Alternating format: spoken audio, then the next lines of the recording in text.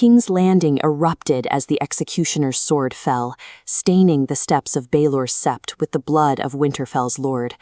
Thousands cheered, while Arya Stark was pulled into the shadows by a stranger, her eyes forced shut as her world collapsed into the roar of the mob. With Ned Stark's death, the political stability of the Seven Kingdoms cracked outward. In the Riverlands, Tywin Lannister faced a series of defeats against the Northern Army. In the capital, King Joffrey began his rule by ordering the tongue cut from a common singer, while power brokers like Varys and Littlefinger maneuvered to ensure the coming chaos served their own interests. This left the remaining Stark children and the exiled Daenerys Targaryen completely exposed. Their protectors were dead or incapacitated, and the family names that once commanded respect had suddenly become death warrants. In a world where honor was buried in a traitor's grave, the children of the old regime were forced to realize that their former lives were a liability.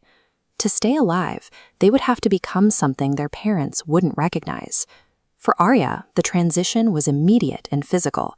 Hidden in the dark passages of the capital, Yoren of the Night's Watch hacked away her long hair with a rusted knife. He told her she was no longer a high-born lady, but a nameless orphan boy named Ari, a disguise she had to maintain or face the executioner herself. Sansa Stark's transformation took place in a psychological prison. Held as a trophy by the Lannisters, she was forced by Joffrey to look up at her father's severed head, mounted on a spike for the public to mock. When Joffrey threatened to gift her the head of her brother Robb next, Sansa didn't break.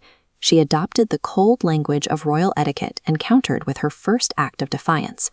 Or maybe he'll give me yours. At the Wall, Jon Snow faced a conflict between his blood and his word.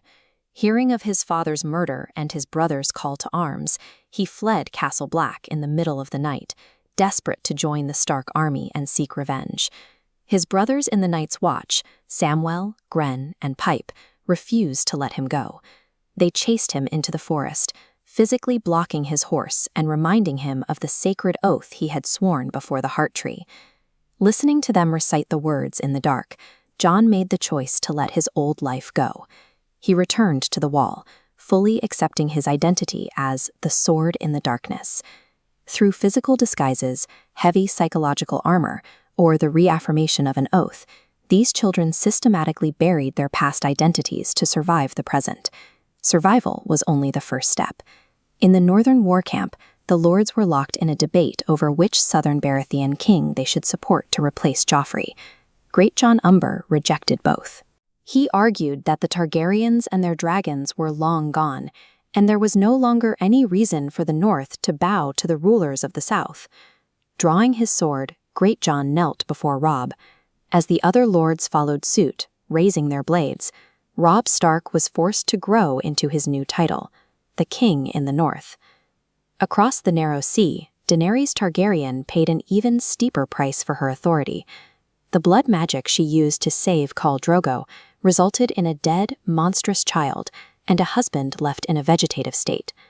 Realizing the witch's betrayal and the hollow nature of Drogo's life, Daenerys took control. She whispered a final goodbye and smothered the call, ending her role as a passive wife and assuming leadership of the remaining Dothraki. Pushed by trauma and a lack of other options, both Robb and Daenerys stepped out of the shadows of their predecessors to take absolute command of their futures. While the survivors of the old houses were busy hardening themselves, the scale of the conflict was shifting towards something far older. In Winterfell, Bran and Rickon Stark both dreamed of their father standing in the ancient crypts. This shared vision, and the discovery of Rickon's direwolf waiting in the dark, suggested that a deep, supernatural intuition was waking up within the Stark bloodline. Reports from the Wall were equally disturbing. Lord Commander Mormont received word of vanished villages and the discovery of corpses with glowing blue eyes. Mormont ordered the Night's Watch to ride north in full strength. Vanishing tribes and rising dead suggested a threat far older than any southern crown, an awakening that the Seven Kingdoms were entirely unprepared to face. The final proof of this returning magic arrived in the desert of Essos. Daenerys built a massive funeral pyre, bound the witch to the wood, and placed her dragon eggs beside her dead husband. Then she walked directly into the fire. At dawn, Daenerys Targaryen stood unharmed among the smoldering ashes. Clinging to her body were 3 newly hatched creatures. For the first time in centuries, dragons had returned to the world. The cries of newborn dragons signaled the end of a season of politics and the beginning of an era of fire.